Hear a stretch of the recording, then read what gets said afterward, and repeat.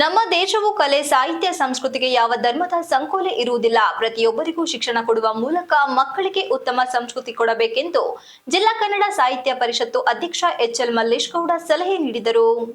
ನಗರದ ಜಿಲ್ಲಾ ಕನ್ನಡ ಸಾಹಿತ್ಯ ಪರಿಷತ್ತು ಭವನದಲ್ಲಿ ಕರ್ನಾಟಕ ರಾಜ್ಯ ಉರ್ದು ಟೀಚರ್ಸ್ ಅಸೋಸಿಯೇಷನ್ ಇವರ ಸಂಯುಕ್ತಾಶ್ರಯದಲ್ಲಿ ಹಮ್ಮಿಕೊಳ್ಳಲಾಗಿದ್ದ ಜಿಲ್ಲಾ ಮಟ್ಟದ ಉರ್ದು ಶಿಕ್ಷಕರ ಶೈಕ್ಷಣಿಕ ಸಮಾವೇಶದಲ್ಲಿ ಭಾಗವಹಿಸಿ ಮಾತನಾಡಿದ ಅವರು, ಈ ಸಮಾವೇಶಕ್ಕೆ ಅನೇಕ ಕಡೆಯಿಂದ ಮಹನೀಯರು ಆಗಮಿಸಿದ್ದು ಈ ದೇಶ ವಿಶ್ವದಲ್ಲೇ ವಿಶಿಷ್ಟವಾಗಿದೆ.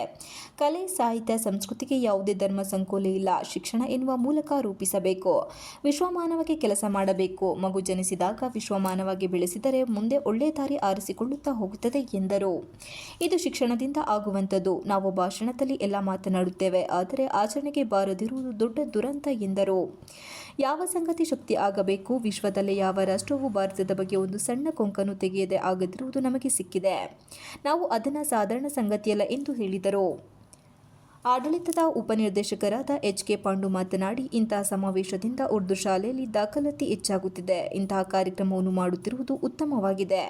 ನಿಮ್ಮ ಸಮಾಜದ ಮಕ್ಕಳು ಶಿಕ್ಷಣ ಪಡೆಯಬೇಕು. ಇಂದು ಉರ್ದು ಶಾಲೆಯು ಏನಾಗಿದೆ ಬಗ್ಗೆ ತಿಳಿಯಬೇಕು. ಉತ್ತಮ ಉರ್ದು ಶಿಕ್ಷಕರು ಇದ್ದು ಇನ್ನು ಶ್ರಮ ವಹಿಸಿದರೆ ಸಮಾಜದಲ್ಲಿ ಒಳ್ಳೆಯ ಕೊಡುಗೆ ಕೊಡಬಹುದು ಎಂದರು.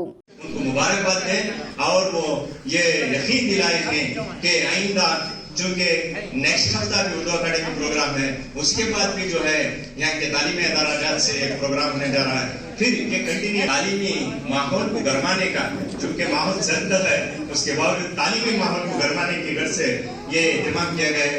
यकीनन वो दरमियान में आकर हम तमाम से ಇವಾಗ ಇರುವಂತದ್ದು 90 ಶಾಲೆ ಇದೆ. ನಮ್ಮ ಜಿಲ್ಲೆಯಲ್ಲಿ ಉರ್ದು ಶಾಲೆಗಳು 90 ಶಾಲೆ ಇದೆ. ಈಗಿರುವಂತ ಮಕ್ಕಳು 2037 ಮಾತ್ರ ಇದ್ದಾರೆ. ಅಂದ್ರೆ ಅಷ್ಟು ಇಲ್ಲ, ಕಡಿಮೆ ಇದೆ. ಅಂದ್ರೆ ಒಟ್ಟು 118 ಜನ ಟೀಚರ್ಸ್ ಇದ್ದಾರೆ.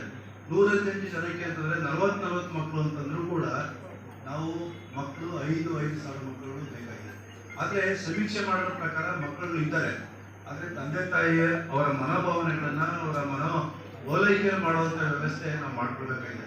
ಇವೆಲ್ಲರಿಗೂ ಒಳ್ಳೆ ಟೀಚರ್ಸ್ ಇದ್ದಾರೆ. ಉರ್ದು ಟೀಚರ್ಸ್ ನಮ್ಮ ಜಿಲ್ಲೆಯಲ್ಲಿ ಒಳ್ಳೆ ಗುಡ್ ವರ್ಕ್ ಮಾಡ್ತಾ ಇದ್ದಾರೆ. ಒಳ್ಳೆ ಟೀಚರ್ಸ್ ಇದ್ದಾರೆ, ಅದ್ರ ಎರಡು ಮಾತಿಲ್ಲ. ಆದ್ರೆ ಇನ್ನೂ ಒಂಚೂರು ಶ್ರಮವನ್ನು ವಹಿಸಿದ್ರೆ ಸಮಾಜದ ಮಕ್ಕಳಿಗೆ ಉತ್ತಮವಾದ ಕೊಡುಗೆಯನ್ನು ಕೊಡೋದಕ್ಕೆ ಅವಕಾಶ ಆಗುತ್ತೆ.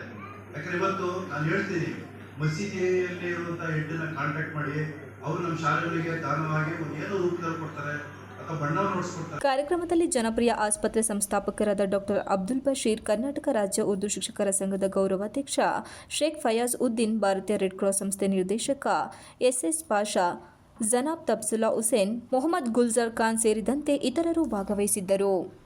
Srinivas, TV 46 Malenadu news, Hassan.